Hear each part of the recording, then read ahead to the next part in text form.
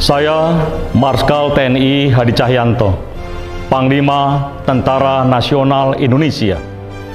Dan saya Jenderal Polisi Idham Aziz, Kepala Kepolisian Negara Republik Indonesia.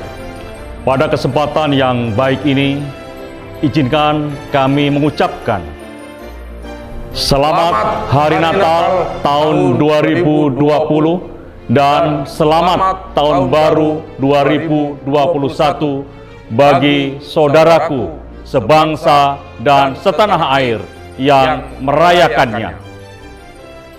Saudara-saudaraku, perjuangan bangsa akan selalu menghadapi tantangan. Semoga semangat damai dan kebersamaan Natal semakin memperkokoh persatuan dan kesatuan bangsa di tengah berbagai tantangan saat ini. Mari kita sambut tahun 2021 dengan optimis. Kita perkokoh semangat Bhinneka Tunggal Ika untuk bersama-sama bangkit dan melangkah membangun bangsa.